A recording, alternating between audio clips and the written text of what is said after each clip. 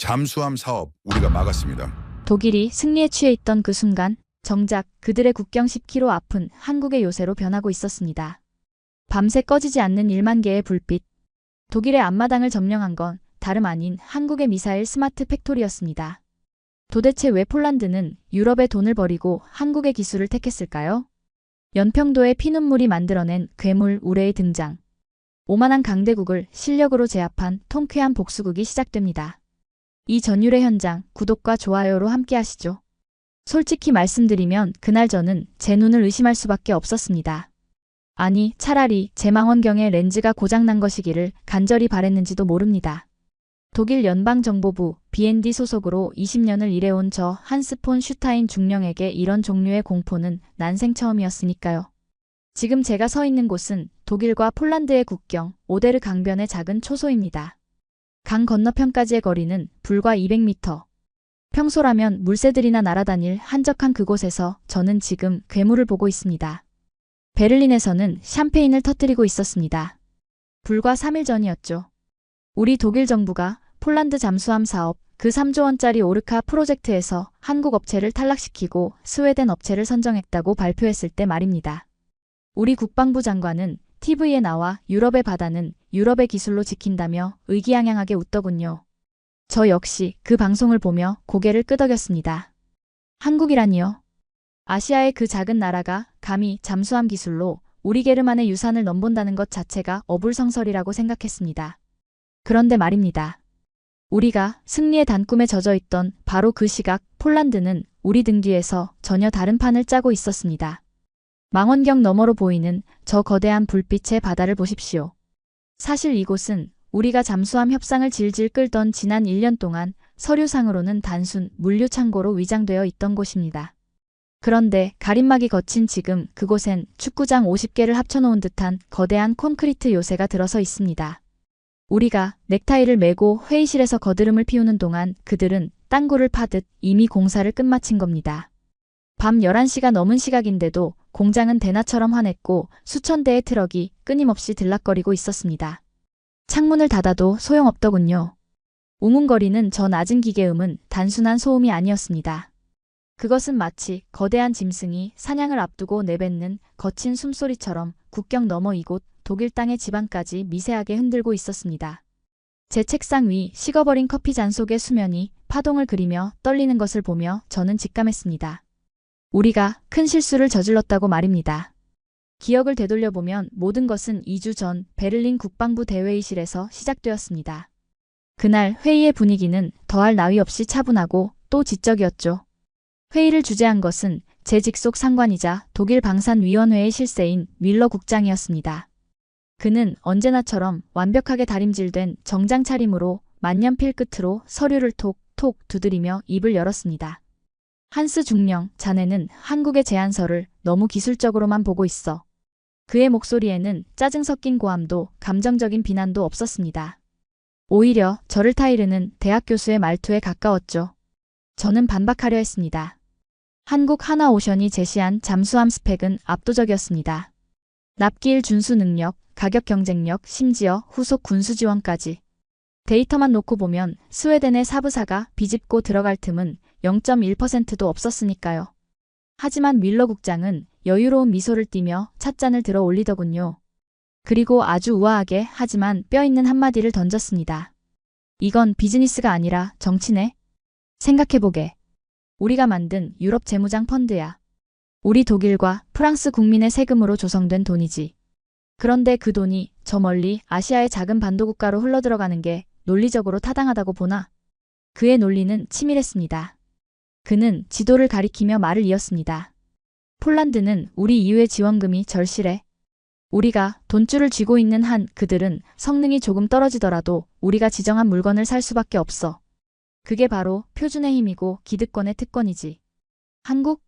그들은 그저 부품이나 납품하면 되는 하청업체 수준이면 좋게. 주연 배우 자리를 넘보게 해선 안 된다는 말일세. 저는 그 순간 말문이 막히고 말았습니다. 틀린 말이 아니었기 때문입니다. 아니, 솔직히 고백하자면 저 역시 내심 안도했는지도 모릅니다. 기술 데이터로는 설명할 수 없는 그 묘한 우월감. 감히 너희가? 라는 그 오만한 생각이 뮬러 국장의 세련된 논리를 만나 정당성을 얻은 셈이었죠. 우리는 그렇게 서류 한 장으로 한국을 탈락시켰고 샴페인을 터뜨렸습니다. 그것이 우리의 승리라고 믿어 의심치 않았습니다. 하지만 지금 제 눈앞에 펼쳐진 현실은 뮬러 국장의 그 완벽한 논리를 비웃고 있습니다. 다시 망원경을 들어 공장 입구를 확인했습니다. 정문에는 아직 마르지도 않은 페인트 냄새가 나는 듯한 거대한 간판이 걸려 있었습니다. 폴란드어와 영어 그리고 선명한 한글이 병기된 간판. 한화 에어로스페이스 유럽 생산기지 고주프 공장. 순간 등줄기에 식은땀이 흘러내렸습니다. 이곳 고주프는 독일 국경에서 차로 불과 10분 거리입니다. 베를린까지는 고속도로를 타면 1시간이면 닿는 곳이죠. 뮬러 국장이 잠수함을 막느라 정신이 팔려있는 사이 한국인들은 보란듯이 우리 집 대문 바로 앞에 육상 변기창을 지어버린 겁니다. 더 충격적인 것은 공장에서 쏟아져 나오는 트럭들의 행렬이었습니다. 덮개로 가려져 있었지만 군사 전문가인 제 눈을 속일 순 없었습니다. 저 육중한 서스펜션의 눌림, 타이어가 지면에 닿는 면적. 저건 단순한 포탄이 아닙니다. 전술지대지 유도무기. KTSSM. 저도 모르게 입 밖으로 그 이름이 새어나왔습니다. 한국인들이 우레라고 부르는 갱도 파괴용 미사일. 북한의 지하 요새를 뚫기 위해 개발했다는 그 악마 같은 무기가 지금 독일 국경 코앞에서 찍어내듯 생산되고 있었던 겁니다. 제가 뮬러 국장의 논리에 취해 한국은 하청업체라고 비웃던 그 시간에 그들은 우리 앞마당에 둥지를 틀고 유럽 전체를 사거리 안에 두는 트로이의 목마를 완성해버린 것입니다. 그때였습니다. 책상 위의 전화벨이 요란하게 울리기 시작했습니다.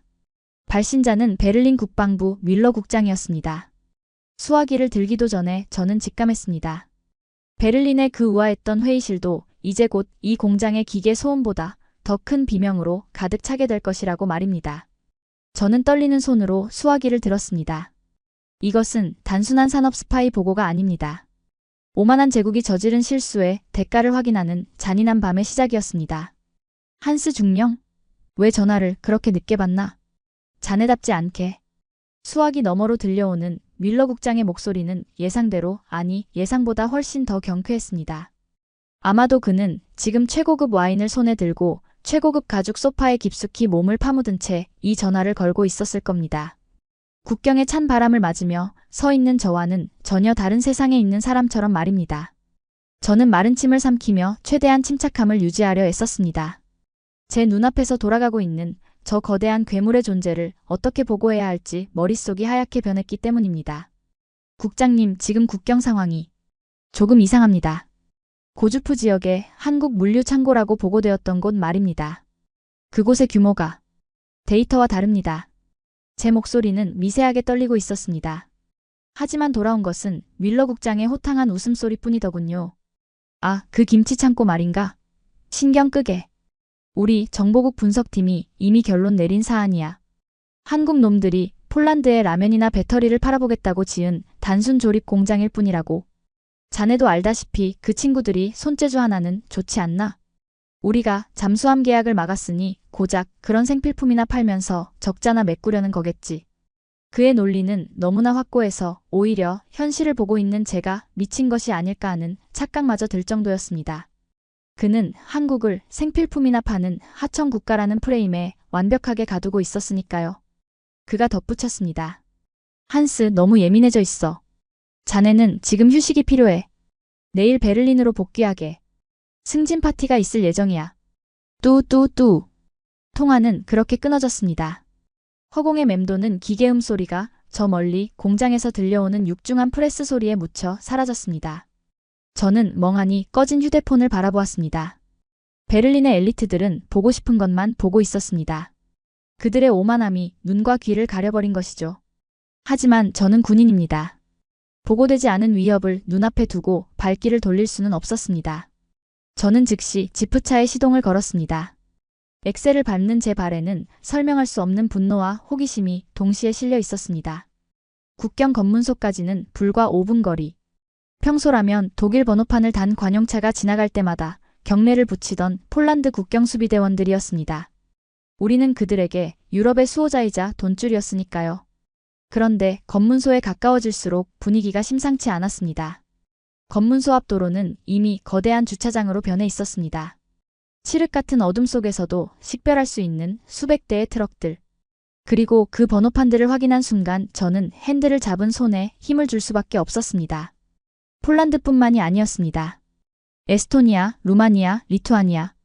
동유럽 전역의 번호판을 단 군용 트럭들이 꼬리에 꼬리를 물고 장사진을 이루고 있었기 때문입니다. 마치 성지순례를 온 신도들처럼 그들은 모두 하나의 목적지, 바로 저 빛나는 한국 공장을 향해 정렬해 있었습니다. 독일이 잠수함 몇 척을 팔아먹겠다고 으름장을 놓는 동안 한국은 이미 동유럽 전체를 자신들의 고객, 아니 동맹으로 줄 세워놓은 겁니다. 저는 차에서 내려 검문소로 걸어갔습니다. 차단기 앞을 지키고 있는 폴란드 소위의 얼굴은 낯이 익었습니다. 지난달 저희 부대와의 합동훈련 때 제게 담배를 빌리며 굽신거리던 친구였죠. 저는 습관처럼 신분증을 내밀며 차단기를 올리라고 손짓했습니다. BND 소속 한스 중령이다. 저 공장 주변을 시찰해야겠네. 비켜주게. 당연히 열릴 줄 알았던 차단기는 미동도 하지 않았습니다. 소위는 저를 물끄러미 바라보더니 예전의 그 비굴한 미소 대신 단호하고 딱딱한 표정으로 제 앞을 막아서더군요. 죄송합니다, 중령님. 이곳은 이제 특별보안구역으로 지정되었습니다. EU 관계자의 출입은 엄격히 통제됩니다. 뭐라고? 특별보안구역? 독일 국경 바로 코앞에 그런 구역이 어디 있어? 우린 나토 동맹국이야. 제가 언성을 높이자 소위는 한숨을 내쉬며 뒤쪽을 가리켰습니다. 그의 손끝이 가리킨 곳에는 새로 설치된 표지판이 서 있었습니다. 그 표지판을 읽는 순간 저는 뒤통수를 얻어맞은 듯한 충격에 휩싸였습니다. 통제구역, 인가된 병력 및 대한민국 기술팀 외 출입 금지. 독일 장교인 저보다 지구 반대편에서 온 한국 기술자들의 권한이 더 높은 구역. 이곳은 이미 폴란드 땅이면서도 사실상 한국의 영토나 다름없었던 것입니다. 소위가 나지막히 덧붙였습니다. 솔직히 말씀드리면 중령님, 독일이 우리 잠수함을 막았을 때 우리 군인들은 절망했습니다. 하지만 한국이 그러더군요. 바다를 막으면 땅을 뚫으면 된다고. 지금 저 안에서는 당신들이 상상도 못할 일이 벌어지고 있습니다. 돌아가십시오. 여기는 이제 독일의 목소리가 닿지 않는 곳입니다. 그의 말에서 느껴지는 것은 단순한 거절이 아니었습니다. 그것은 오랜 시간 독일의 눈치를 봐야 했던 약소국의 서름이 강력한 후원자를 만나 자신감으로 변한 일종의 해방감이었습니다. 저는 물러설 수 없었습니다. 이대로 돌아간다면 윌러 국장의 말대로 저는 라면 공장이나 걱정하는 바보가 될 테니까요. 저는 기지를 발휘했습니다. 소위가 잠시 다른 트럭을 검문하는 사이 저는 근처 숲길로 우회하여 공장의 철조망 쪽으로 접근했습니다. 진흙탕에 구두가 젖고 나뭇가지에 제복이 찢겨나갔지만 상관없었습니다. 진실을 확인해야 한다는 본능이 저를 움직이고 있었으니까요. 20분을 헉헉대며 걸어 도착한 숲의 언덕. 그곳에서 철조망 너머를 내려다본 순간 저는 털썩 주저앉고 말았습니다. 그곳에는 윌러 국장이 말한 라면 박스 따위는 없었습니다. 대신 거대한 조립 라인 끝에서 막 칠을 끝낸 육중한 강철 덩어리들이 쏟아져 나오고 있었습니다. 폴란드군 도색을 한 천무 발사대 차량.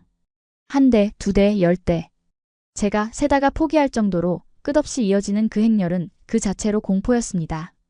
그리고 더 놀라운 것은 그 차량들 옆에 쌓여있는 미사일 컨테이너 박스들이었습니다. 지게차들이 쉴 새 없이 실어 나르는 그 박스 겉면에는 붉은색 글씨로 선명한 경고문이 적혀 있었습니다. KTSSM2 탄두 열압력탄. 열압력탄. 그 단어를 본 순간 제 심장이 쿵하고 내려앉았습니다. 저것은 일반적인 고폭탄이 아닙니다. 밀폐된 공간, 즉 벙커나 동굴 속에 숨은 적의 폐를 터뜨리고 내장을 파열시켜 죽이는 가장 잔인하고도 확실한 지하킬러입니다. 독일과 프랑스가 인도주의를 운운하며 개발을 주저하던 그 무기를 한국은 이곳에서 붕어빵 찍어내듯 양산하고 있었던 겁니다. 순간 머릿속에서 퍼즐이 맞춰졌습니다. 왜 폴란드가 잠수함 협상에서 그토록 순순히 물러났는지, 왜 1년이나 시간을 끌었는지. 그것은 패배가 아니었습니다. 독일이 바다라는 미끼를 물고 기뻐하는 동안 그들은 육지라는 진짜 칼을 갈고 있었던 겁니다. 이것은 완벽한 기만 전술이자 독일의 허를 찌르는 성동격서였습니다. 아! 윌러 국장, 당신은 틀렸어. 이건 생필품 공장이 아니야. 저는 떨리는 손으로 품에서 소형 카메라를 꺼냈습니다. 셔터를 누르는 손가락에 땀이 찼습니다. 뷰파인더 속 한국인 기술자가 폴란드 군인들에게 무언가를 설명하고 있는 모습이 잡혔습니다. 폴란드 군인들의 눈빛은 마치 구세주를 영접한 신도들처럼 빛나고 있더군요. 그 순간 공장 안에서 날카로운 사이렌 소리가 울려 퍼졌습니다. 침입자 경보, 아니면 야간 생산 시작을 알리는 신호. 무엇이든 간에 저는 이제 되돌릴 수 없는 강을 건넜음을 직감했습니다. 이 사진 한 장이면 베를린이 뒤집어질 겁니다. 아니, 어쩌면 저를 정신병자 취급하며 매장할지도 모르죠. 하지만 저는 기록해야 했습니다. 유럽의 패권이, 게르만의 자존심이 저 아시아의 작은 거인에 의해 어떻게 무너져 내리고 있는지 말입니다. 찰칵. 카메라 셔터가 닫히는 그 짧고 경쾌한 소리가 숲의 정적 속에서는 마치 총소리처럼 크게 울렸습니다. 저는 본능적으로 숨을 멈췄습니다. 뷰파인더에서 눈을 떼기도 전이었죠. 등 뒤에서 서늘한 인기척이 느껴진 것은 말입니다. 나뭇잎을 밟는 소리조차 나지 않는 기이할 정도로 고요한 접근이었습니다. 한스 폰 슈타인 중령님. 야간 사진 촬영은 권장하지 않습니다. 플래시가 터지면 멧돼지가 놀랄 수도 있거든요. 등 뒤에서 들려온 목소리는 독일어가 아니었습니다. 유창하지만 묘하게 억양이 섞인 영어. 소스라치게 놀라 뒤를 돌았을 때 저는 그곳에 서 있는 3명의 그림자를 볼 수 있었습니다. 그들은 총을 겨누고 있지 않았습니다. 그저 뒷짐을 진 채 어둠 속에서 저를 내려다보고 있었죠. 숲의 찬 공기 냄새 사이로 은은한 기계유 냄새와 섬유유 연제 향기가 섞인 묘한 냄새가 훅 끼쳐왔습니다. 그들은 폴란드 군인이 아니었습니다. 검은색 전술 복장, 가슴팍에 붙은 작은 태극기 패치. 대한민국 국방과학연구소 보안팀이었습니다. 나는 독일 연방정보부 소속이다. 너희들이 무슨 권한으로? 제가 소리치며 신분증을 꺼내려던 순간 가장 앞에 서 있던 남자가 정중하게 손을 들어 제 말을 막았습니다. 알고 있습니다, 중령님. 그래서 모시러 왔습니다. 여기서 이러고 계시면 폴란드 헌병대에게 체포됩니다. 그러면 일이 복잡해지죠. 차 한잔 하시겠습니까? 안에서 책임자가 기다리고 있습니다. 그의 태도는 적군을 체포하는 군인의 살기가 아니었습니다. 마치 예약 없이 방문한 VIP 고객을 안내하는 호텔 지배인처럼 정중하고 침착했죠. 그 기묘한 위압감에 눌려 저는 저항할 생각조차 하지 못하고 그들을 따라 철조망의 쪽문으로 들어설 수밖에 없었습니다. 공장 내부로 들어서는 순간 가장 먼저 저를 압도한 것은 소리였습니다. 밖에서 들었던 웅웅거리는 소음은 예고편에 불과했습니다. 거대한 슬라이딩 도어가 열리자 마치 거대한 심장 박동 소리 같은 중저음의 진동이 제 고막을 때리고 발바닥을 통해 온몸으로 전해졌습니다. 위잉 척, 위잉 척. 수백 대의 로봇팔이 허공을 가르며 움직이는 소리는 마치 잘 훈련된 오케스트라의 연주 같았습니다. 매캐한 매연 냄새가 날 거라 예상했던 공기 중에서는 오히려 병원 수술실처럼 차갑고 건조한 정제된 금속의 냄새가 났습니다. 천장 높이 20m의 거대한 공간을 가득 메운 것은 사람이 아니라 기계들이었습니다. 사람들은 그저 태블릿 PC를 들고 조용히 기계 사이를 오갈 뿐 고함이나 지시 소리는 전혀 들리지 않았습니다. 독일의 라인메탈 공장보다 더 조용하고 더 빠르고 더 섬뜩한 풍경이었죠. 저는 공장 2층에 위치한 통제실로 안내되었습니다. 전면이 방탄 유리로 된 그곳에서는 아래층의 생산 라인이 한눈에 내려다 보였습니다. 앉으시죠, 중령님. 커피는 믹스커피 괜찮으십니까? 한국 사람들은 이 맛에 야근합니다. 저를 맞이한 사람은 40대 중반의 남성이었습니다. 말끔한 정장이 아니라 기름때가 살짝 묻은 회색 점퍼 차림. 눈 밑에는 피로가 내려앉아 있었지만 안경 너머의 눈동자는 마치 레이저 계측기처럼 차갑고 흔들림이 없었습니다. 그가 바로 이곳의 총괄 책임자 한국에서 온 이수석 연구원이었습니다. 저는 억지로 태연한 척하며 그가 건넨 종이컵을 테이블 위에 내려놓았습니다. 달달한 커피 향이 코를 찔렀지만 제 입안은 바짝 말라 있었으니까요. 단도직입적으로 묻겠소. 이수석, 당신들 여기서 지금 열압력탄을 만들고 있지? 그게 국제법상 얼마나 민감한 무기인지 알고나 있는 거요? 이건 명백한 도발이오. 저는 짐짓 윌러 국장의 말투를 흉내내며 그를 압박하려 했습니다. 독일의 권위를 보여줘야 한다고 생각했기 때문입니다. 하지만 이수석은 당황하거나 변명하지 않았습니다. 그저 쓰고 있던 안경을 벗어 안경 닦기로 천천히 닦으며 나지막한 목소리로 대답하더군요. 도발이라. 중령님, 저 아래를 한번 봐주시겠습니까? 그가 손가락으로 유리병 너머를 가리켰습니다. 그곳에는 막 조립이 끝난 미사일 탄두가 컨베이어 벨트를 타고 이동하고 있었습니다. 저 탄두 하나에 들어가는 센서가 2만 개입니다. 오차범위 0.01mm. 독일이나 미국은 이걸 과학이라고 부르더군요. 하지만 우리에겐 그저 생존입니다. 우리는 지난 70년 동안 머리 위에 핵무기를 이고 살았습니다. 벙커 깊숙이 숨은 적을 끄집어내는 건 우리에겐 윤리의 문제가 아니라 죽느냐 사느냐의 문제였습니다. 그의 목소리에는 높낮이가 없었습니다. 감정을 섞지 않고 팩트만을 전달하는 건조한 말투. 그래서 더 무섭게 느껴졌습니다. 그는 다시 안경을 쓰며 저를 똑바로 응시했습니다. 그리고 중령님, 뭔가 착각하고 계신 것 같은데? 우린 불법 무기를 만드는 게 아닙니다. 폴란드가 원해서 폴란드 법에 따라 합법적으로 기술을 전수한 메이드 인 폴란드 제품을 생산 중입니다. 귀국에 뮬러 국장님이 만드신 그 EU 보조금 법안 덕분에 저희는 관세 한 푼 안 내고 유럽 시장에 진입했죠. 참 감사한 일입니다.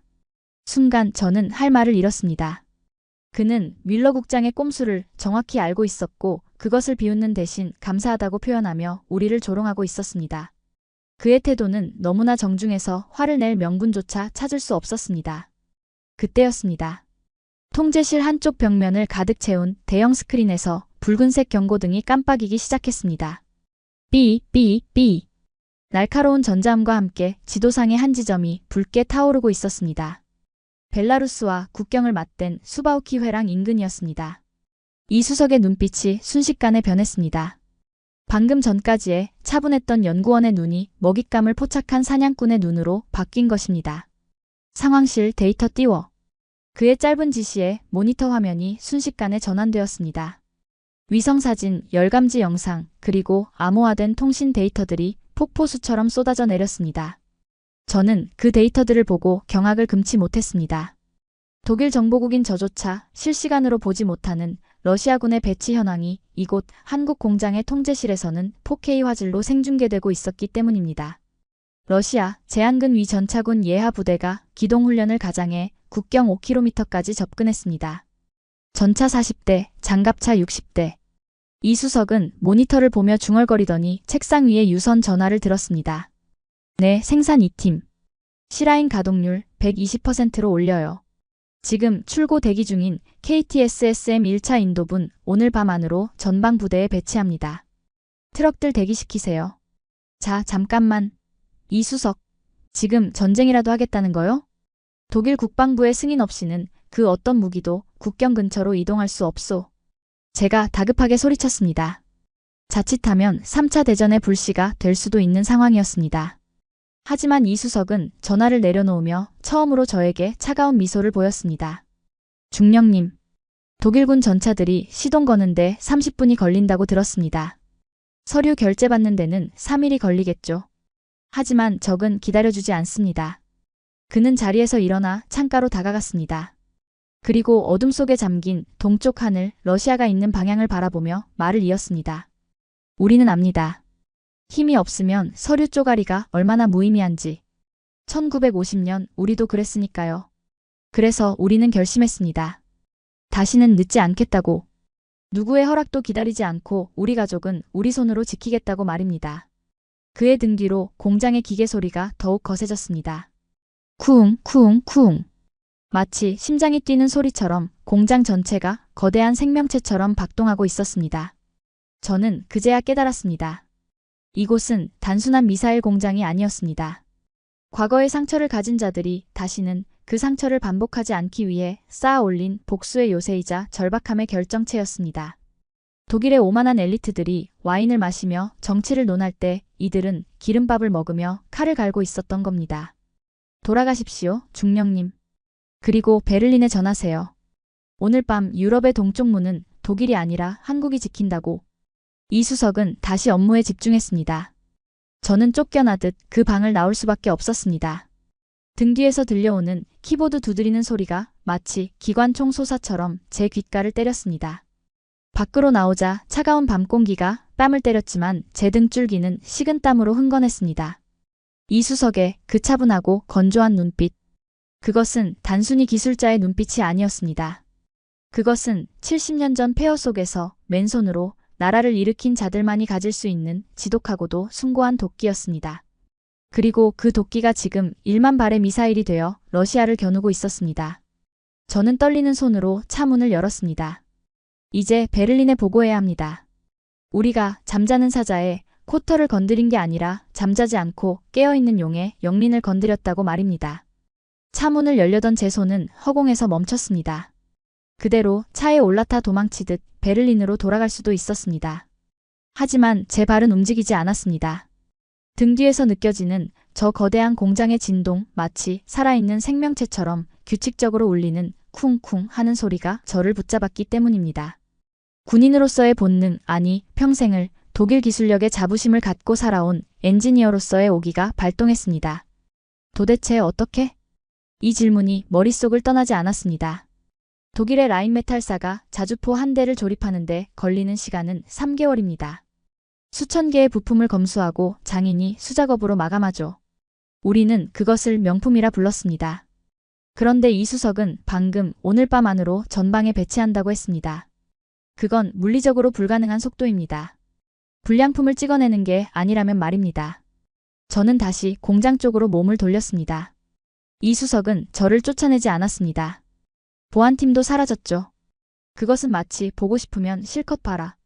어차피 당신들은 흉내도 못 낼 테니까 라는 무언의 자신감처럼 느껴졌습니다.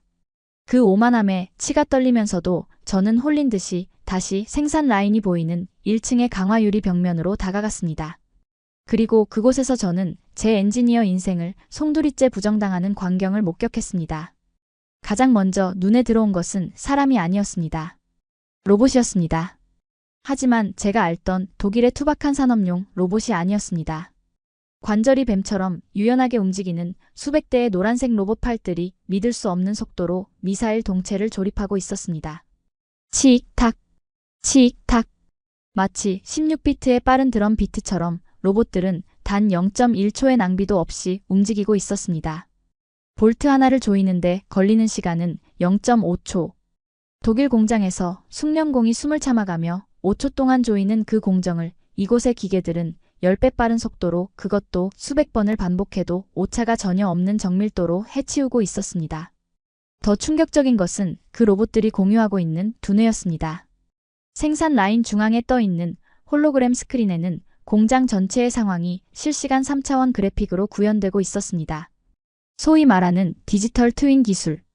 독일 지멘스가 향후 10년 안에 구현하겠다고 발표했던 그 꿈의 기술이 이곳 폴란드 변방의 한국 공장에서는 이미 일상으로 돌아가고 있었습니다.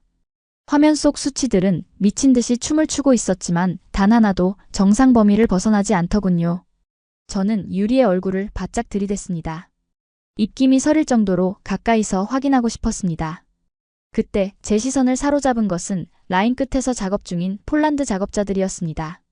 그들은 평범한 작업복을 입고 있었지만 허리와 다리에는 기묘한 기계 장치를 차고 있었습니다. 한국 기업들이 개발했다는 웨어러블 로봇. 50kg이 넘는 탄두를 마치 솜잎을 들듯 가볍게 들어올리는 그들의 모습은 충격 그 자체였습니다. 독일 노조가 인간의 존엄성을 해친다며 도입을 반대하고 토론만 벌이는 동안 한국은 이미 인간을 초인으로 진화시켜 생산 현장에 투입하고 있었던 겁니다. 괴물들. 저도 모르게 탄식이 흘러나왔습니다. 이것은 단순한 무기 공장이 아니었습니다. 효율성의 극한을 추구하는 자본주의와 기술력이 결합한 가장 완벽한 형태의 살상 시스템이었습니다. 그때 주머니 속의 휴대폰이 다시 진동했습니다. 윌러 국장이었습니다. 저는 떨리는 손으로 통화 버튼을 눌렀습니다. 귀에 닿은 휴대폰이 뜨겁게 느껴졌습니다. 한스, 자네 미쳤나? 감히 내 전화를 끊어? 당장 복귀하지 않으면 군법 회의에. 국장님, 제 말 좀 들어보십시오. 저는 그의 고함을 끊었습니다. 제 목소리는 건조하게 갈라져 있었지만 어느 때보다 또렷했습니다. 우리가 틀렸습니다. 여긴 라면 공장이 아닙니다. 제가 지금 보고 있는 건 미래입니다. 그들은 지금 시간당 12발의 속도로 KTSSM을 찍어내고 있습니다. 하루면 300발입니다. 독일군이 1년 동안 훈련에 쓰는 미사일 양을 그들은 하루 만에 생산하고 있단 말입니다. 허튼 소리. 그게 가능할 리가 없잖아. 그건 기술적으로 가능합니다. 그들은 하고 있습니다. 게다가 더 끔찍한 게 뭔지 아십니까? 저는 숨을 몰아쉬며 눈앞의 광경을 전했습니다. 방금 도색을 마친 미사일 컨테이너에 찍히고 있는 스탬프. 붉은색 잉크가 번지지도 않은 아주 선명한 그 마크. 모든 미사일에 메이드 인 폴란드 유럽연합 표준 인증 완료 도장이 찍히고 있습니다. 국장님, 당신이 만든 그 빌어먹을 유럽산 우대 정책 때문에 이 미사일들은 법적으로 완벽한 유럽산입니다. 즉, 폴란드 정부가 이 미사일을 사기 위해 지불하는 5조 원. 그 돈의 절반은 우리 독일이 EU 분담금으로 낸 돈입니다. 수화기 너머로 침묵이 흘렀습니다. 얼음물을 끼얹은 듯한 정적. 뮬러 국장의 거친 숨소리만이 들려왔습니다. 그의 완벽했던 논리가 현장의 팩트 앞에서 산산조각이 나는 순간이었습니다. 우리가 한국을 견제하겠다고 세운 규제의 벽이 오히려 한국이 우리 돈을 합법적으로 빨아들이는 빨대가 되어버린 역설. 그럴 리가 없어. 기술 이전은? 핵심 기술은 한국 거잖아. 그걸 폴란드 애들이 어떻게? 그들은 그냥 넘겨줬습니다. 제가 소리쳤습니다. 기술 봉인도 없습니다. 설계도, 소스 코드, 생산 라인. 한국인들은 폴란드에게 모든 걸 줬습니다. 마치 자신들의 기술을 훔쳐갈 테면 훔쳐가 보라는 듯이. 그런데 폴란드 기술자들은 훔치기는커녕 그 압도적인 기술 격차에 질려서 한국인을 신처럼 떠받들고 있습니다. 우리가 기술 유출 걱정하며 서류나 껴안고 있을 때 그들은 기술을 뿌려서 시장을 지배해버렸다고요. 그때였습니다. 공장의 거대한 정문이 다시 열리기 시작했습니다. 쿠오오. 지면을 울리는 굉음과 함께 드디어 그것들이 모습을 드러냈습니다. 어둠 속에서 헤드라이트를 켠 채 쏟아져 나오는 거대한 행렬. 한국형 다연장 로켓 시스템 K239 천무. 폴란드인들이 호마르 K라고 부르는 그 괴물들이 꼬리에 꼬리를 물고 공장을 빠져나가고 있었습니다. 한 대, 두 대, 10대. 각 차량에는 600mm 구경의 전술 미사일 2발이 장전된 포드가 얹혀 있었습니다. 육중한 8륜 구동 트럭들이 내뿜는 매캐한 디젤 연기가 제 코끝을 스치고 지나갔습니다. 바로 옆을 지나가는 타이어의 크기가 제 키보다 컸습니다. 그 압도적인 질량감. 저는 전화기를 든 채 멍하니 그 행렬을 바라보았습니다. 독일군의 주력 자주포 PGH-2000은 현재 가동률이 40%도 되지 않습니다. 부품이 없어서 멈춰 있는 게 태반이죠. 그런데 지금 제 눈앞에서는 갓 포장지를 뜯은 듯한 새삥 무기들이 군단급 병력을 이루어 러시아 국경으로 향하고 있었습니다. 한스. 지금 무슨 소린가? 그 웅웅거리는 소리는 뭐냐고. 윌러 국장의 당황한 목소리가 귓가에 맴돌았지만 저는 대답할 수 없었습니다. 대신 제 눈앞을 지나가는 천무 차량의 문이 열리고 운전석에 앉아있던 폴란드 병사가 저를 향해 짧게 거수경례를 하는 모습이 보였습니다. 그의 눈빛은 더 이상 우리에게 구걸하던 약소국의 눈빛이 아니었습니다. 힘을 손에 쥔 자의 여유, 그리고 자신들에게 그 힘을 쥐어준 한국에 대한 무한한 신뢰가 담겨 있었습니다. 국장님, 들리십니까? 저 엔진 소리가? 저는 나지막히 물었습니다. 이게 바로 우리가 그토록 무시했던 코리아 디스카운트의 실체입니다. 당신이 와인잔을 기울이며 비웃던 그들이 우리가 자는 사이에 괴물을 만들어냈습니다. 이제 인정하십시오. 펜대는 당신이 쥐고 있을지 몰라도. 저는 침을 꿀꺽 삼켰습니다. 목구멍이 타들어가는 것 같았습니다. 칼자루는 이미 한국이 쥐었습니다. 저는 전화를 끊어버렸습니다. 손바닥이 땀으로 흥건했습니다. 더 이상 윌러 국장의 허락 따위는 중요하지 않았습니다. 제 눈앞에서 동쪽으로 향하는 저 거대한 불벼락의 행렬. 저것이 국경에 도착하는 순간 유럽의 역사는 다시 쓰이게 될 테니까요.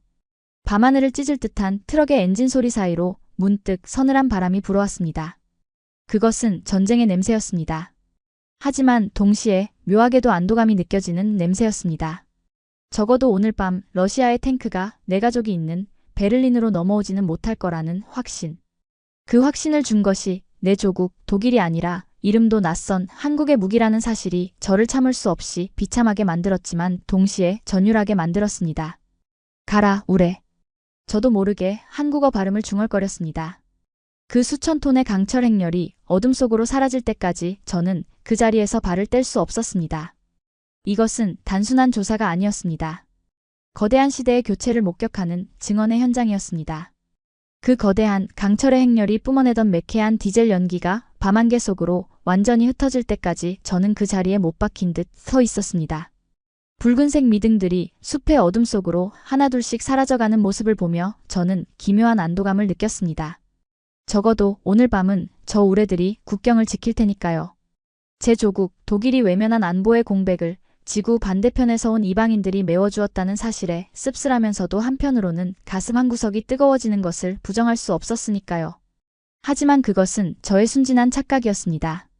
저는 몰랐습니다. 그날 밤의 진짜 악몽은 러시아의 탱크가 아니라 바로 제 등 뒤 베를린에서 시작되고 있었다는 것을 말입니다. 무거워진 다리를 끌고 국경 초소로 돌아왔을 때는 이미 새벽 2시가 넘어가고 있었습니다. 초소 안은 죽은 듯이 고요했습니다. 책상 위에 놓인 식어빠진 커피잔과 뮬러 국장과의 통화가 끊긴 채 덩그러니 놓인 수화기만이 저를 반겼습니다. 저는 의자에 털썩 주저앉아 떨리는 손으로 담배 한 개피를 입에 물었습니다. 그리고 보고서를 작성하기 위해 보안 노트북을 열었죠. 단순한 관찰 보고서가 아니었습니다. 이것은 경고장이었습니다. 독일 정부가 한국을 무시하고 규제로 옥죄는 동안 그들은 이미 기술적 특이점을 돌파했으며 폴란드를 거점으로 유럽 전체를 집어삼킬 준비를 마쳤다는 사실을 저는 제 모든 명예를 걸고 기록해야 했습니다. 탁탁탁. 키보드를 두드리는 제 손가락 끝에는 망설임이 없었습니다. 이 수석의 눈빛, 로봇들의 춤추는 관절, 그리고 메이드 인 폴란드가 찍힌 그 붉은 도장까지. 제가 목격한 모든 진실을 낱낱이 타이핑했습니다. 그런데 문득 이상한 기분이 들더군요.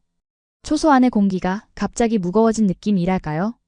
평소라면 규칙적으로 들려야 할 통신 장비의 미세한 전자음, 삐삐 하던 그 작동음이 들리지 않았습니다. 너무나 완벽한, 그래서 더욱 소름 끼치는 정적. 저는 고개를 들어 통신 콘솔을 바라보았습니다.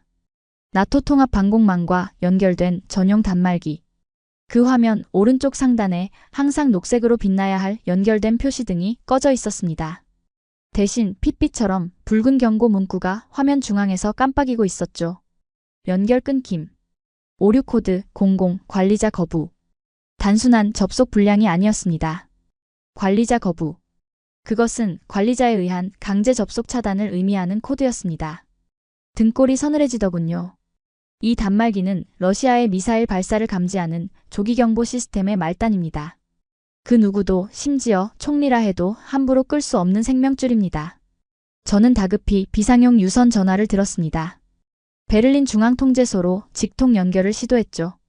하지만 수화기 너머에서는 뚜 하는 신호음 대신 기계적인 안내 음성만이 흘러나왔습니다. 현재 귀하의 보안 등급이 일시 정지되었습니다.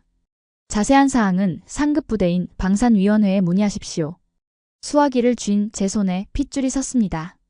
보안 등급 정지. 방금 전 뮬러 국장에게 대들었다고 내 입을 막기 위해 징계를 내린 건가? 고작 자존심 때문에 국경 최전방의 눈과 귀를 가려버렸단 말인가? 분노가 머리끝까지 치솟아 수화기를 집어 던지려는 찰나 노트북 화면에 새로운 알림창이 하나 떴습니다. 제 개인 이메일이 아니었습니다. BND 내부 고발자가 사용하는 암호화된 고스트 채널을 통해 도착한 익명의 메시지였습니다. 보낸 사람은 알 수 없었지만 첨부된 파일의 제목을 보는 순간 제 심장은 쿵 하고 내려앉았습니다. 작전명 눈먼 폴란드. 떨리는 손으로 파일을 열었습니다.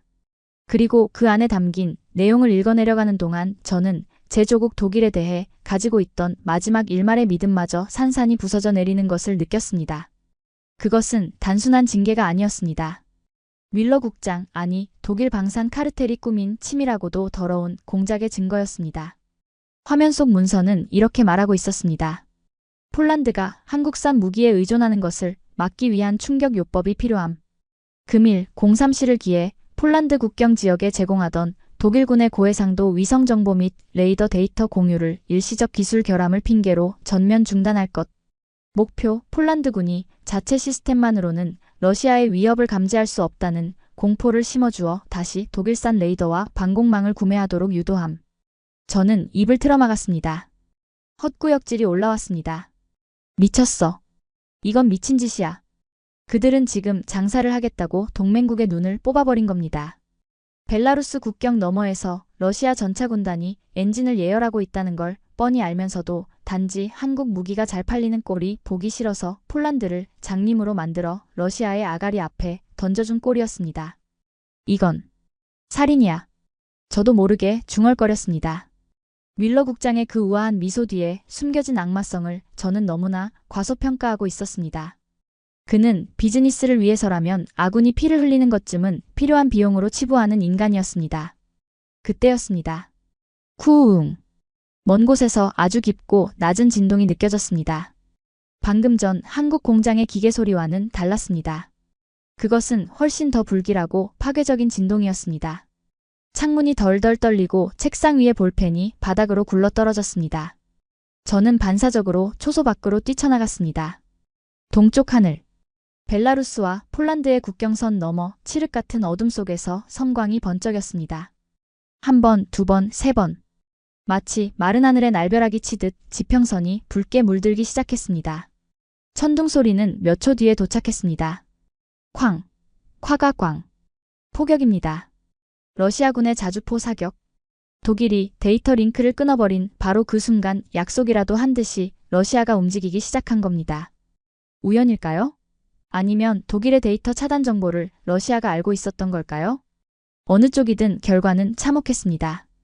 독일제 레이더에 의존하던 폴란드 국경 수비대의 1차 방어선은 지금쯤 쑥대밭이 되었을 겁니다. 경보조차 울리지 않았을 테니까요. 제가 서 있는 이곳 독일 땅까지 화약 냄새가 바람을 타고 날아왔습니다. 젠장. 저는 욕설을 내뱉으며 다시 초소 안으로 뛰어들어갔습니다. 비상벨을 눌러야 했습니다.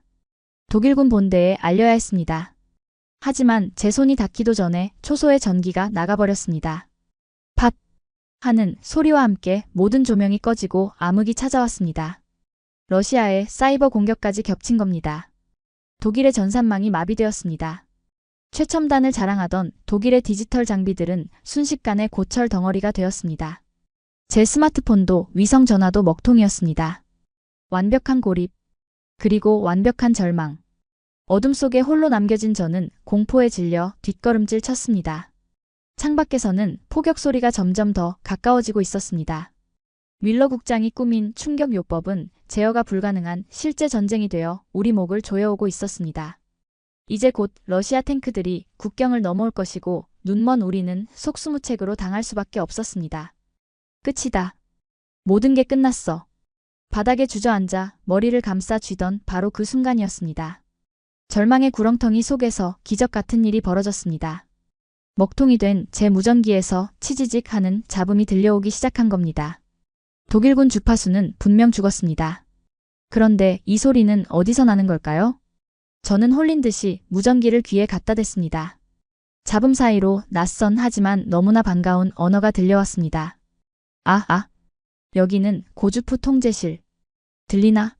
한스 중령 들리면 응답하라. 한국어 억양이 섞인 영어. 이수석이었습니다. 독일의 최신 통신망도 미군의 위성도 모두 다운된 이 상황에서 오직 하나. 한국산 장비들만이 살아있었습니다. 이수석? 어떻게? 우리 전산망은 다 죽었소. 독일 시스템이 다운됐다고. 제가 악을 쓰듯 소리치자 무전기 너머로 그의 침착한 목소리가 들려왔습니다. 알고 있습니다. 독일 서버가 닫히는 걸 확인했습니다. 그래서 우리가 우회로를 열었습니다. 중령님 지금 창밖을 보십시오. 저는 비틀거리며 창가로 다가갔습니다. 그리고 그곳에서 믿을 수 없는 광경을 목격했습니다. 어둠에 잠긴 국경선 일대. 독일군의 감시탑은 모두 꺼져 있었지만 저 멀리 숲속에 매복해 있던 천무 발사대 차량들에서 초록색 불빛이 켜지고 있었습니다. 마치 반딧불이 때처럼 수백 개의 암호화된 통신 모듈이 동시에 깨어난 것입니다. 독일제 레이더는 죽었지만 우리 천무에는 자체 탐지 레이더와 데이터 링크가 있습니다. 우리는 윌러 국장의 서버 따위는 필요 없습니다. 우리에겐 우리만의 눈이 있으니까요. 이 수석의 목소리 뒤로 타타타탁 하는 긴박한 키보드 소리와 한국어 고함이 섞여 들려왔습니다. 좌표 식별 완료. 러시아 포병부대 거리 45km. 데이터 링크 폴란드 지휘부로 전송해. 사격 재원 산출 3초 전. 전율이 이렇습니다. 독일이 폴란드의 눈을 뽑아버렸다고 생각했던 그 순간 한국은 이미 자신들의 눈을 폴란드군에게 이식해 놓았던 겁니다. 그것도 독일의 간섭을 받지 않는 독자적인 신경망으로 말입니다. 중령님, 뮬러 국장이 끊어버린 그 데이터. 우리가 다시 연결했습니다. 이제부터가 진짜입니다. 무전기 너머로 들리는 그의 목소리는 더 이상 기술자의 것이 아니었습니다. 그것은 전장을 지휘하는 사령관의 목소리였습니다. 잘 보십시오. 당신들이 벌인 동맹을 우리가 어떻게 지키는지. 그 말과 함께 어둠 속에서 첫 번째 섬광이 솟구쳤습니다. 러시아의 포격이 아닙니다. 숲속에 웅크리고 있던 한국의 호랑이 천무가 포효를 시작한 것입니다. 슉! 슉! 그것은 소리라기보다는 대기의 비명에 가까웠습니다. 제 머리 위 칠흑 같던 숲속에서 수백 개의 불기둥이 동시에 솟구쳐 올랐습니다. 마치 용암이 하늘로 역류하는 듯한 장관. 한국의 다연장 로켓 천무가 내뿜는 섬광은 국경의 밤을 대낮보다 더 하얗게 지워버렸습니다. 저는 저도 모르게 귀를 막고 바닥에 납작 엎드렸습니다. 고막이 찢어질 듯한 발싸움이 지나가자 이번에는 발바닥을 통해 지진 같은 진동이 전해졌습니다. 독일제 판저하우비츠 자주포가 쏠 때의 그 묵직한 쾅 소리와는 차원이 달랐습니다. 이것은 훨씬 더 날카롭고 신경질적이며 압도적인 속도를 가진 파괴의 폭풍이었습니다. 하나, 둘, 셋. 숫자를 세는 것조차 무의미했습니다.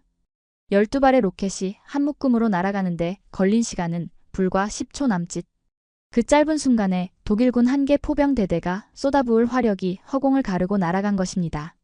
그리고 잠시 후 쿡쿡쿵 콰가꽝 동쪽 지평선 너머 45km 밖 러시아군 포병 진지가 있던 곳에서 붉은 버섯구름이 피어올랐습니다.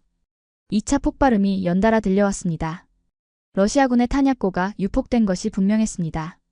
조금 전까지만 해도 우리를 향해 포탄을 날리던 그 위협적인 포성은 거짓말처럼 딱 끊어졌습니다. 완벽한 제압, 아니 삭제라는 표현이 더 정확할 겁니다. 하, 거친 숨을 몰아쉬며 고개를 들었을 때 죽었던 제 무전기에서 다시금 날카로운 호출음이 울렸습니다.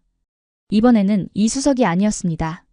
베를린 방산위원회의 비상채널이었습니다. 한스 폰 슈타인, 내 놈이 지금 무슨 짓을 저지른 건지 알아? 스피커가 터질 듯 악을 쓰는 윌러 국장의 목소리. 그의 목소리는 분노로 뒤집혀 있었습니다. 승인되지 않은 발포야. 나토 사령부의 허가도 없이 일개 아시아 방산업체가 국경에서 포격을 가해?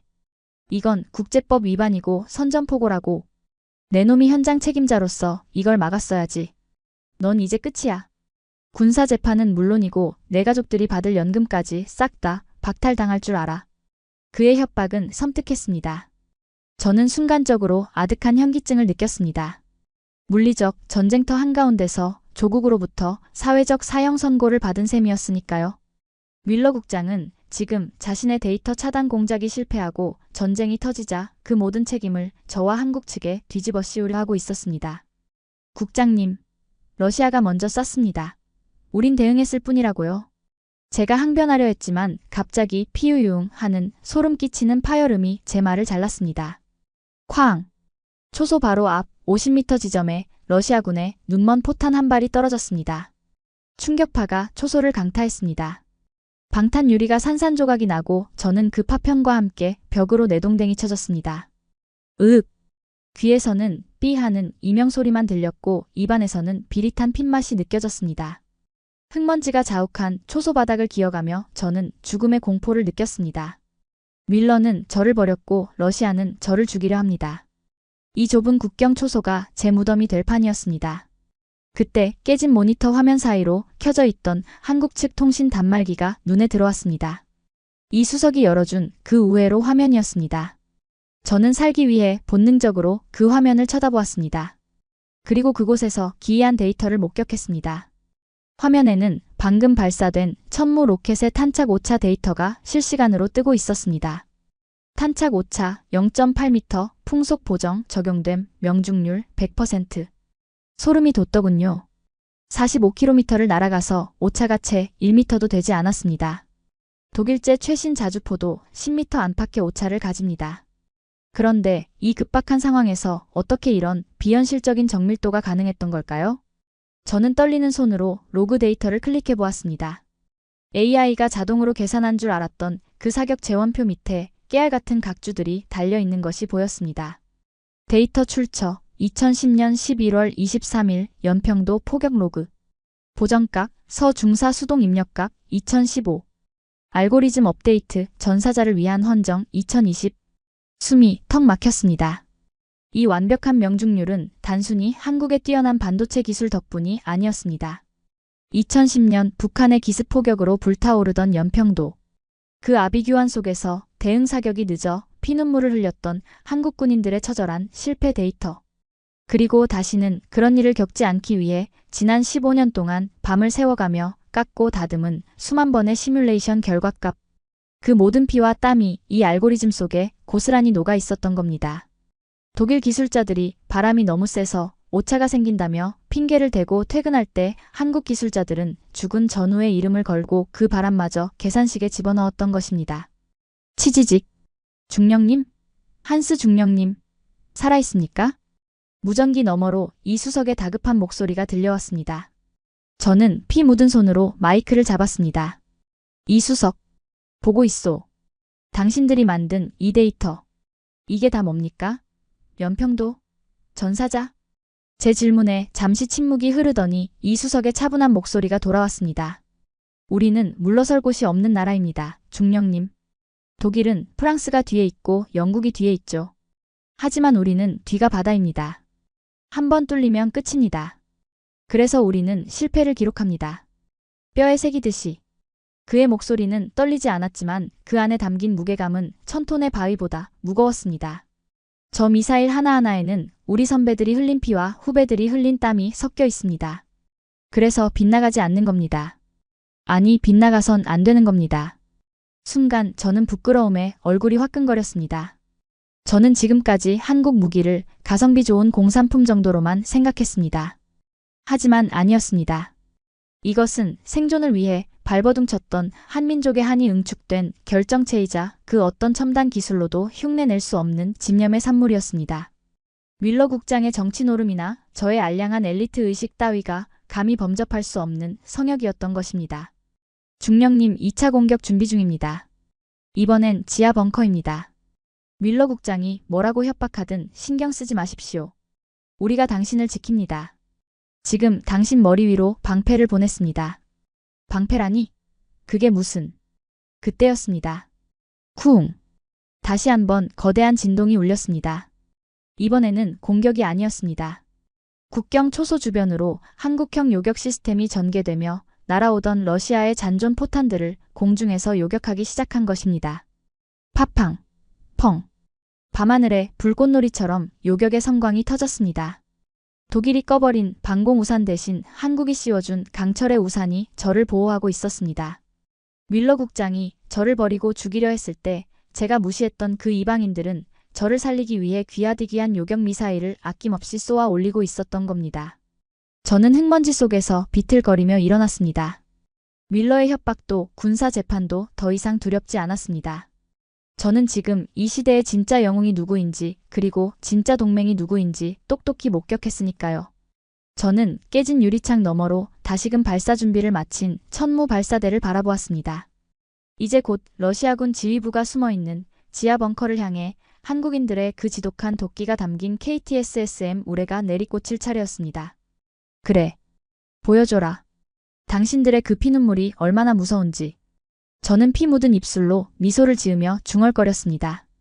이제 진짜 심판의 시간이 다가오고 있었습니다. 팡! 마지막 요격 미사일이 밤하늘을 수놓은 섬광이 사라지자 세상에는 다시금 무거운 침묵이 내려앉았습니다. 하지만 그 침묵은 평화가 아니었습니다. 그것은 사형수에게 집행시간을 알리기 직전의 고요함과도 같았습니다. 방탄 유리가 깨져나간 국경 초소 안으로 매캐한 화약 냄새와 함께 차가운 새벽바람이 들이닥쳤습니다. 저는 깨진 유리 조각이 박힌 군화발을 내려다보며 거칠게 숨을 몰아쉬었습니다. 살아남았습니다. 한국의 요격 시스템 덕분에 목숨은 부지했습니다. 하지만 차라리 아까 그 러시아의 포탄에 산화하는 편이 나았을지도 모른다는 생각이 든 건 제 스마트폰 화면에 뜬 뉴스 속보를 본 직후였습니다. 독일의 통신망은 복구되지 않았지만 러시아의 해킹을 우회한 위성 인터넷을 통해 베를린의 방송이 흘러나오고 있었습니다. 앵커의 목소리는 다급했고 화면 하단에는 붉은색 자막이 흐르고 있었습니다. 속보, 국경수비대 장교의 독단적 발포로 러독 관계 파국. 국방부 대변인 뮬러 한스 중령의 정신 이상 징후 보고받아. 즉각 체포 명령. 손에서 힘이 빠져나갔습니다. 스마트폰이 바닥으로 툭 떨어졌습니다. 뮬러 국장은 정말로 치밀한 악마였습니다. 그는 전쟁이 발발하자마자 그 모든 책임을 저 한 사람에게 뒤집어 씌우는 시나리오를 완성해 놓았던 겁니다. 러시아가 먼저 쐈다는 사실은 은폐되었습니다. 뮬러가 데이터 링크를 끊어버렸기에 공식적인 기록에는 러시아의 선제 공격 로그가 남아있지 않았을 테니까요. 남은 것은 오직 하나, 제가 한국 측에 요청해 쏘아 올린 천무의 발사 기록뿐이었습니다. 저는 순식간에 조국을 전쟁의 구렁텅이로 몰아넣은 미치광이 전쟁광이 되어 있었습니다. 화면 속에서는 제 집 앞을 가로막은 기자들이 아내와 딸에게 마이크를 들이미는 장면이 나오고 있었습니다. 겁에 질려 얼굴을 가리는 딸아이의 모습. 그 모습을 보는 순간 제 안에 무언가가 와르르 무너져 내렸습니다. 아, 으아, 짐승 같은 울음소리가 터져 나왔습니다. 물리적인 폭격보다 더 잔인한 사회적 살인이었습니다. 뮬러는 제 명예뿐만 아니라 제 가족의 삶까지 도륙 내버린 겁니다. 이것이 바로 그가 말한 비즈니스였던가요? 자신들의 이권을 지키기 위해 현장의 군인 하나쯤은 매국노로 만들어 매장시켜버리는 것. 그것이 저들이 말하는 정치였던가요? 저는 권총집에 손을 가져갔습니다. 이 치욕을 견디며 감옥에서 썩느니 차라리 여기서 명예롭게 자결하는 것이 군인으로서 마지막 자존심을 지키는 길일지도 모른다고 생각했습니다. 차가운 총구가 관자놀이에 닿았습니다. 손가락이 방아쇠에 걸렸습니다. 눈을 감았습니다. 억울함에 눈물이 볼을 타고 흘러내렸습니다. 여보, 미안해. 난 미치지 않았어. 난 그저 지키려고 했을 뿐인데. 죽음의 문턱에 선 그 순간이었습니다. 윙. 아주 미세한 모터 소리가 귓가를 스쳤습니다. 처음에는 이명인 줄 알았습니다. 하지만 소리는 점점 더 가까워졌고 곧이어 초소에 깨진 창문 틈으로 무언가가 쑥 들어왔습니다. 작은 드론이었습니다. 독일군의 정찰 드론과는 다르게 생긴 투박하지만 날렵한 쿼드콥터. 그 드론의 하단에는 작은 방수팩 하나가 매달려 있었습니다. 드론은 제 눈앞에서 호버링을 하더니 툭 하고 바닥에 그 팩을 떨어뜨리고는 다시 어둠 속으로 사라졌습니다. 저는 떨리는 손으로 권총을 내려놓고 그 방수팩을 집어들었습니다. 겉면에는 서툰 독일어 필체로 이렇게 적혀 있더군요. 진실은 침몰하지 않습니다. 이수석. 지퍼를 열자 그 안에는 투박하게 생긴 검은색 하드디스크 하나와 쪽지 한 장이 들어있었습니다. 쪽지에는 짧은 문장이 적혀 있었습니다. 뮬러 국장이 삭제한 독일 측 레이더 원본 데이터입니다. 우리는 당신네 서버가 끊기기 직전 백도어를 통해 모든 로그를 복사해 두었습니다. 러시아가 먼저 발포한 시각 03시 12분 45초. 우리가 대응 사격한 시각 03시 13분 10초. 이 증거가 당신을 살릴 겁니다. 숨이 턱 막혔습니다. 그들은 알고 있었습니다. 뮬러가 저를 희생양으로 삼을 것을. 그리고 독일 시스템이 셧다운되는 그 찰나의 순간에도 자신들의 안위보다 저라는 한 인간의 억울함을 풀어줄 증거를 확보하는 데 집중했던 겁니다. 하드디스크를 쥔 제 손이 덜덜 떨렸습니다. 독일은 저를 버렸습니다. 제 조국은 저를 미치광이로 몰았습니다. 그런데 지구 반대편에서 온 제가 그토록 무시하고 하청업체 취급했던 한국인들은 포탄이 빗발치는 전장 한복판에서 드론을 띄워 저를 구하러 온 겁니다. 도대체 왜? 그들에게 저는 그저 까다로운 고객, 아니 잠수함 사업을 방해한 밉상일 뿐인데 왜 이렇게까지 하는 겁니까? 그때 먹통인 줄 알았던 제 무전기에서 다시금 이수석의 목소리가 흘러나왔습니다. 이번에는 아까보다 훨씬 더 차분하고 그래서 더 슬픈 목소리였습니다. 중령님, 권총 내려놓으십시오. 죽기엔 이릅니다. 그가 저를 보고 있는 것만 같아 저는 황급히 권총을 바닥으로 밀어버렸습니다. 왜 나를 도와주는 거요? 당신들 입장에선 내가 사라지는 게 더 편할 텐데. 제 물음에 이수석은 잠시 침묵하더니 나지막히 대답했습니다. 우리는 억울한 죽음을 너무 많이 봤습니다. 세월이 지나도 밝혀지지 않는 진실 때문에 피눈물 흘리는 유가족들을 너무 많이 봤습니다. 그래서 우리는 기록에 집착합니다. 힘없는 자가 가질 수 있는 유일한 무기는 기록된 진실이니까요. 그의 말 한마디 한마디가 제 가슴을 후벼 팠습니다. 한국인들에게 기술이란 단순히 돈을 벌기 위한 수단이 아니었습니다. 그것은 억울함을 갚기 위한 도구였고 다시는 비극을 반복하지 않겠다는 처절한 다짐이었습니다.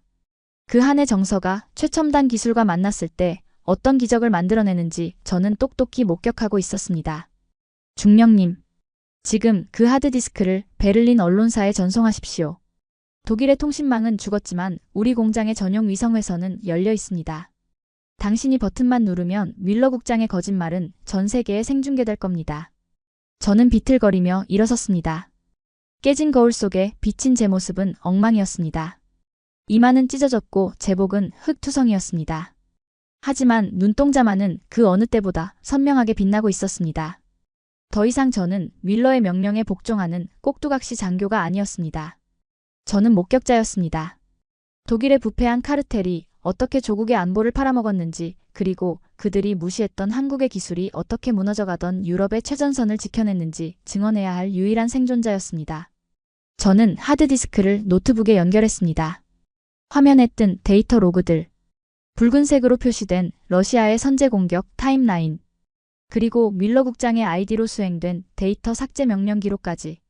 모든 것이 완벽했습니다. 이수석, 고맙소. 정말 고맙소. 감사는 나중에 하십시오. 지금 러시아군 기갑부대 본대가 움직이기 시작했습니다. 놈들이 벙커가 파괴되자 이판사판으로 지상군을 밀어붙이고 있습니다. 이수석의 목소리가 다시금 긴박해졌습니다. 우리 미사일 재고가 바닥나고 있습니다. 1차 생산부는 다 쌌습니다. 이제 남은 건 중령님이 목격했던 그 미완성 프로토타입뿐입니다. 프로토타입?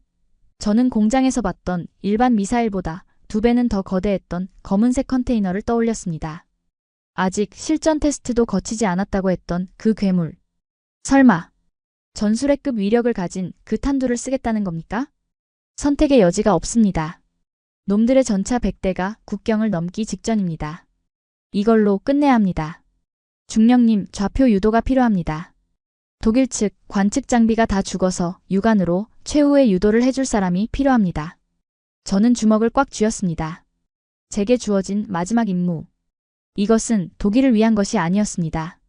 나를 믿고 목숨을 걸어준 저 한국인 친구들을 위한, 그리고 진실을 위한 싸움이었습니다. 내가 하겠소. 내 위치에서 러시아군 선두 차량이 보입니다. 저는 깨진 창틀에 몸을 기대고 망원경을 들어 올렸습니다. 어둠 속에서 저 멀리 러시아의 T-90 전차들이 흙먼지를 일으키며 쇄도해 오고 있었습니다. 그들의 굉음이 지축을 흔들었지만 저는 더 이상 두렵지 않았습니다. 제 등 뒤에는 한국이 보내준 진실의 방패가 있었고 제 손에는 그들을 심판할 복수의 좌표가 들려 있었으니까요. 좌표 불러주시오. 내 목소리가 들리는 한 놈들은 단 한 발짝도 이 선을 넘지 못할 겁니다. 저는 깊게 숨을 들이마셨습니다. 바닥을 쳤던 제 영혼이 다시금 뜨겁게 타오르기 시작했습니다. 이것은 단순한 반격이 아니었습니다. 오만과 거짓으로 점철된 구시대를 향해 한국과 독일의 아웃사이더들이 날리는 최후의, 그리고 가장 치명적인 한 방이 될 것입니다. 좌표 전송 완료. 타격. 승인합니다. 제 입에서 떨어진 그 한마디가 신호탄이 되었습니다. 칠흑 같은 밤하늘을 가로질러 날아온 것은 지금까지 보았던 날렵한 로켓들과는 차원이 다른 물건이었습니다. 육중하고 거대한 검은 그림자.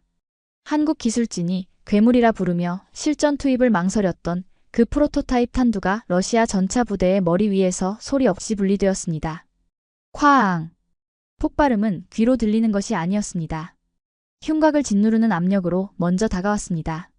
섬광이 터진 피폭 지점에서는 버섯구름 대신 수천 개의 자탄이 비 오듯 쏟아져 내리는 강철의 소나기가 내렸습니다. 러시아의 자랑인 T-90 전차들의 반응 장갑도 최신 방어 시스템도 소용없었습니다. 상공 20m에서 터진 열압력 탄두는 전차의 가장 약한 상부 장갑을 종잇장처럼 구겨버렸고 그 안의 승무원들은 비명조차 지르지 못한 채 증발해버렸습니다. 단 한 발이었습니다. 단 한 발의 타격으로 국경을 넘보던 기갑대대 하나가 지도상에서 지워졌습니다.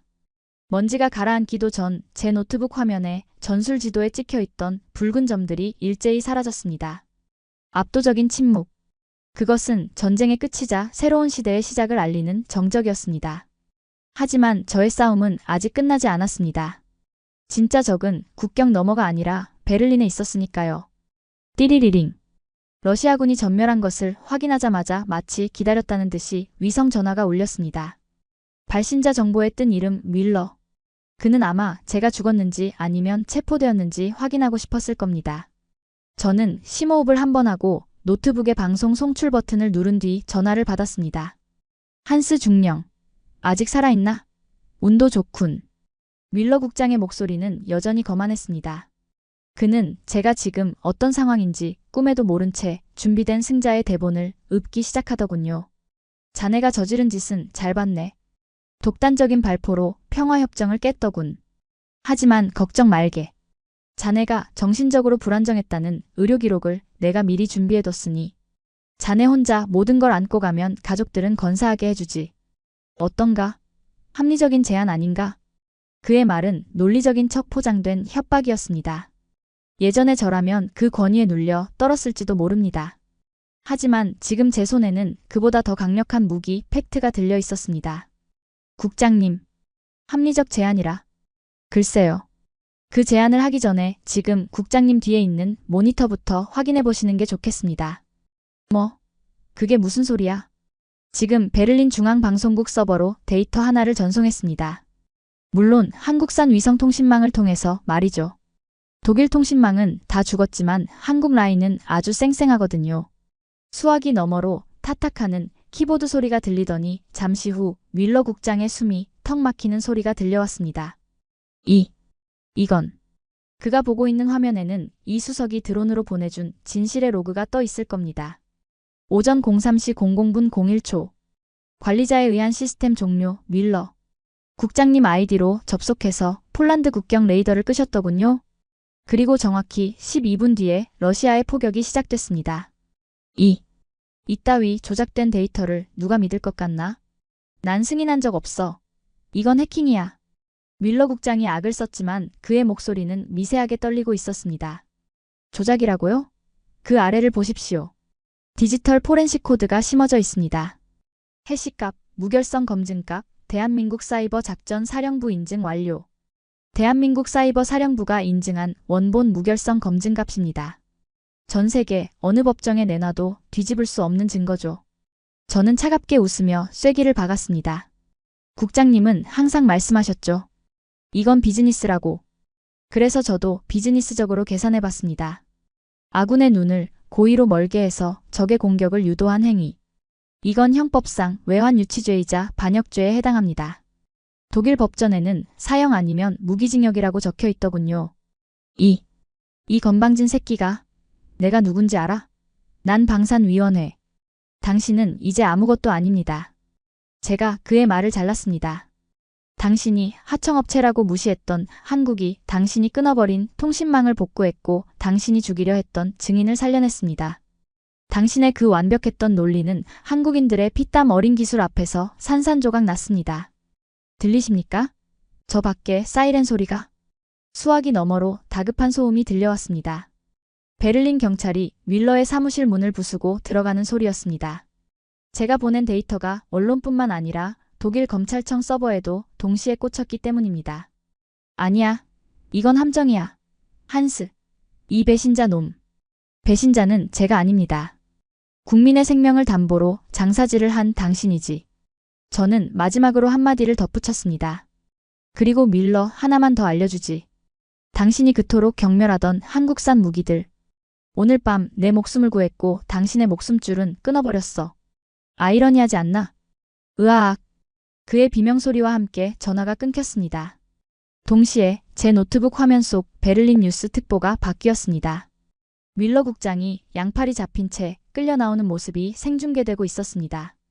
언제나 흐트러짐 없던 그의 최고급 정장은 구겨져 있었고 우아했던 얼굴은 공포와 분노로 일그러져 추악하기 그지없었습니다. 완벽한 승리였습니다. 총알 한 발 쏘지 않고 오직 데이터와 진실만으로 거악을 무너뜨렸습니다. 저는 털썩 의자에 등을 기댔습니다. 긴장이 풀리자 온몸의 근육이 비명을 질렀지만 기분만은 날아갈 듯 상쾌했습니다. 깨진 창문 너머로 새벽빛이 스며들고 있었습니다. 밤새 화염에 휩싸였던 국경의 숲에도 푸르스름한 여명이 밝아오고 있었습니다. 그때 저 멀리 숲속에서 엔진 소리가 들려왔습니다. 전투가 끝난 현장을 수습하기 위해 다가오는 차량 행렬. 그 선두에는 태극기와 폴란드 국기가 나란히 꽂힌 지휘 장갑차가 있었습니다. 장갑차의 해치가 열리고 익숙한 얼굴이 모습을 드러냈습니다. 이수석이었습니다. 밤샘 전투로 인해 그의 얼굴은 기름때와 흙먼지로 엉망이었지만 안경 너머의 눈빛만은 아침해처럼 빛나고 있었습니다. 그는 차에서 뛰어내려 저에게 걸어왔습니다. 저는 비틀거리는 몸을 일으켜 초소 밖으로 나갔습니다. 우리는 아무 말 없이 서로를 마주 보았습니다. 독일의 엘리트 장교와 한국의 엔지니어. 살아온 환경도 언어도 국적도 달랐습니다. 하지만 사선을 함께 넘은 우리는 이미 알고 있었습니다. 우리가 공유한 것은 단순한 작전 성공이 아니라 생존이라는 가장 원초적인 가치였다는 것을요. 이수석이 먼저 묵묵히 손을 내밀었습니다. 그의 손은 거칠었고 곳곳에 반창고가 붙어 있었습니다. 하지만 제가 잡아본 그 어떤 귀족의 손보다 따뜻하고 단단했습니다. 살아남으셨군요, 중령님. 그의 덤덤한 인사에 저는 왈칵 눈물이 쏟아질 뻔했습니다. 당신들 덕분이요. 아니, 당신들의 그 도끼 덕분이요. 저는 그의 손을 꽉 잡으며 진심을 담아 고개를 숙였습니다. 내 조국 독일은 나를 버렸지만 당신들은 나를 지켰소. 오늘 밤 유럽을 구한 건 나토가 아닙니다. 바로 대한민국이었습니다. 제 말에 이수석은 쑥스러운 듯 희미하게 미소 지으며 어깨를 으쓱해 보이더군요. 우린 그저 약속을 지켰을 뿐입니다. 고객의 안전은 끝까지 책임진다는 약속 말입니다. 그게 메이드 인 코리아니까요. 그의 등 뒤로 떠오르는 태양이 공장 굴뚝에 휘날리는 태극기를 비추고 있었습니다. 지난밤의 어둠을 몰아내고 솟아오르는 그 붉은 태양처럼 변방의 작은 나라라고 무시받던 대한민국은 이제 누구도 부정할 수 없는 거인이 되어 유럽의 한복판에 우뚝 서 있었습니다.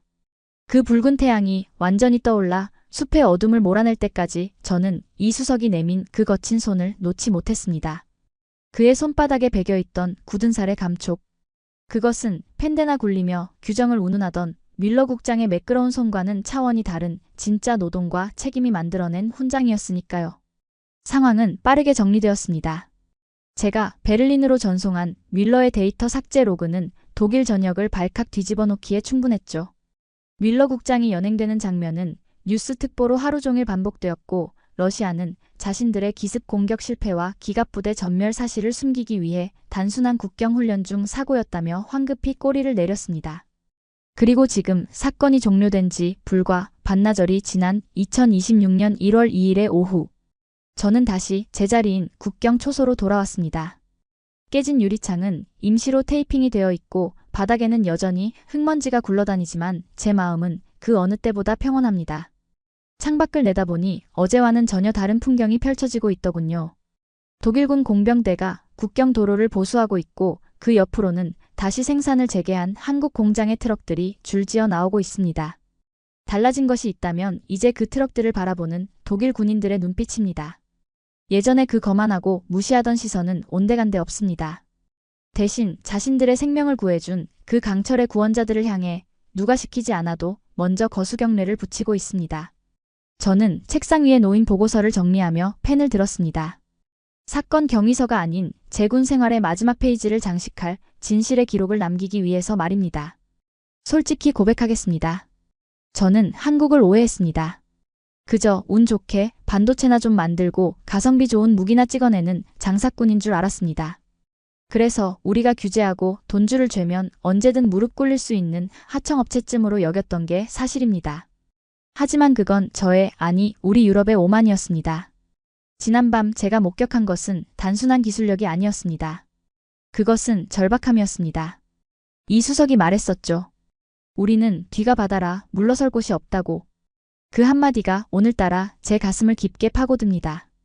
생각해보면 우리는 너무 안일했습니다. 나토라는 거대한 우산 아래서 미국이 지켜주겠거니 설마 전쟁이 나겠거니 하며 평화에 취해 비만해져 있었습니다. 하지만 한국은 달랐습니다. 그들은 휴전이라는 불안한 평화 위에서 매일 밤 머리 위로 날아다니는 적의 포탄을 보며 잠들어야 했으니까요. 그 공포를 극복하기 위해 그들이 선택한 것은 도망이 아니라 정면 돌파였습니다. 오차범위 1m의 미사일, 0.1초 만에 반응하는 요격 시스템. 그것들은 천재적인 과학자의 머리에서 나온 게 아니라 내 가족이 죽지 않으려면 빗나가선 안 된다는 가장들의 처절한 생존 본능에서 나온 것이었습니다. 우리가 와인잔을 부딪히며 품격을 논할 때 그들은 기름밥을 먹으며 생존을 연마했고, 우리가 서류 더미 속에서 헤맬 때 그들은 잿더미 속에서 기적을 쏘아 올렸습니다. 저는 이제야 알겠습니다. 왜 폴란드가 그토록 한국을 신뢰했는지, 왜 독일이라는 이웃을 두고 지구 반대편의 낯선 나라에게 안보를 맡겼는지 말입니다. 폴란드는 본능적으로 알아본 겁니다. 자신들과 똑같은 상처를 가진 나라만이 위기의 순간에 도망치지 않고 등을 맞대줄 수 있다는 사실을요. 책상 한편에 놓인 이수석이 주고 간 믹스커피 한 봉지를 집어들었습니다. 투박한 포장지. 하지만 그 어떤 최고급 원두커피보다 진한 향기가 납니다. 이것은 아마도 의리의 향기겠지요. 이제 독일의 동쪽 국경은 더 이상 유럽의 방어선이 아닙니다. 이곳은 대한민국이 증명해 보인 가능성의 최전선이자 진정한 동맹이 무엇인지를 보여주는 성지가 될 것입니다. 저는 펜을 내려놓고 창문 너머 펄럭이는 태극기를 향해 조용히 경례를 올립니다. 비록 국적은 다르지만 오늘부터 제 마음속의 조국은 하나 더 늘어난 것 같습니다. 고맙습니다, 코리아. 당신들이 보여준 그 매운맛 덕분에 잠들어 있던 게르만의 영혼이 다시 깨어났습니다. 그리고 기억하겠습니다. 평화는 서류 속의 도장이 아니라 땀냄새 나는 작업복과 기름진 손끝에서 지켜진다는 것을. 여러분, 오늘 한스 중령의 이야기 어떻게 들으셨습니까? 독일의 콧대 높은 엘리트 장교가 무시하던 한국의 기술 앞에서 무릎 꿇고 경의를 표하는 그 순간. 그것은 단순한 상상이 아니라 지금 이 순간에도 폴란드 평원 어딘가에서 실제로 벌어지고 있는 우리의 자랑스러운 현실입니다. 누군가는 말합니다. 한국 무기는 그저 많이 팔려서 좋겠다고. 하지만 우리는 압니다. 그 대박 뒤에는 70년 전 폐허 속에서 맨손으로 나라를 지켜야 했던 우리 아버지들의 피눈물이, 그리고 다시는 그 서러움을 겪지 않으려 밤새워 기술을 갈고 닦은 우리 엔지니어들의 거친 숨소리가 숨어 있다는 것을 말입니다. 오늘 밤 편안하게 잠자리에 들 수 있는 건 지구 반대편에서도 인정받는 우리의 강력한 힘 덕분이 아닐까요? 가슴 한편이 묵직해지셨다면, 그리고 대한민국이 만들어낸 이 기적 같은 현실이 자랑스러우시다면 지금 구독과 좋아요를 눌러주십시오. 여러분의 작은 응원이 대한민국을 지키는 가장 큰 힘이 됩니다. 저는 다음 시간 더 가슴 벅찬 이야기로 찾아오겠습니다.